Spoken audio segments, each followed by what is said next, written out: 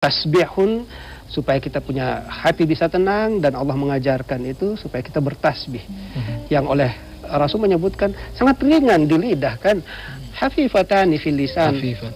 Tapi ternyata timbangannya di akhirat itu sangat berat, dan itulah mengapa dikatakan dia bisa menjadi perisai neraka sekaligus menjadi kunci untuk masuk surga.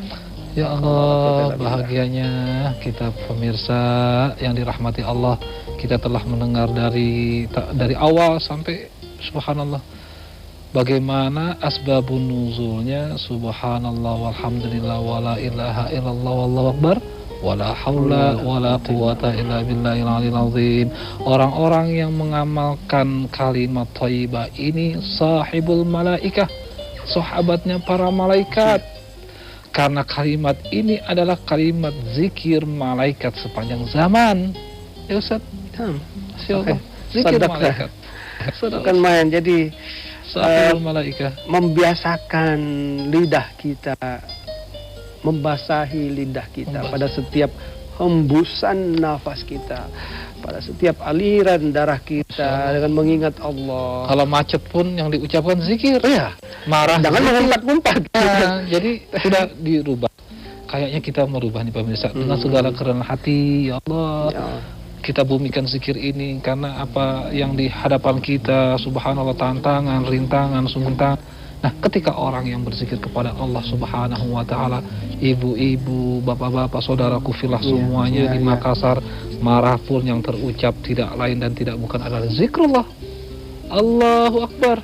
Enggak astaga naga tadi, alhamdulillah.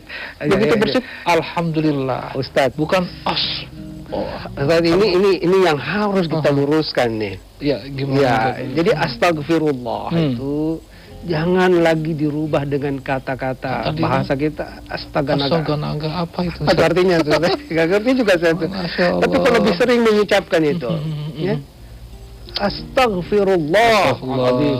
Rasulullah Shallallahu Alaihi Wasallam yang maksum, yang dijamin oleh Allah diampuni dosanya, beliau bahkan menyatakan Allah astagfirullah mi'ata marrah fil yawm gitu.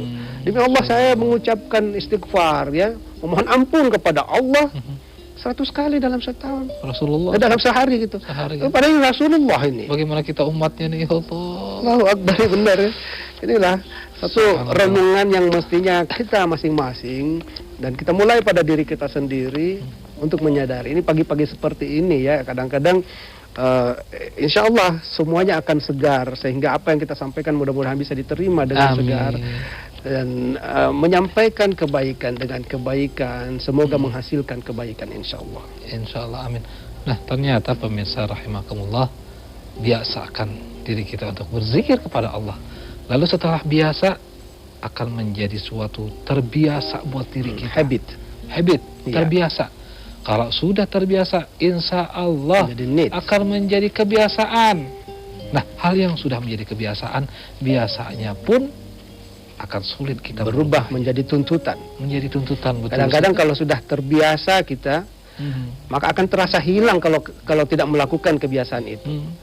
Kita sering karena setiap hari mandi, kan, jadi terbiasa. Coba nggak mandi sehari aja nggak mandi, pasti aduh. Kurang nyaman, ini ada yang hilang. Nah, sekarang mari kita membiasakan setiap pagi. Dalam Al-Ma'surat itu kan selalu disebutkan, paling tidak 100 kali kita menyebutkan subhanallah walhamdulillah wala ilaha illallah akbar.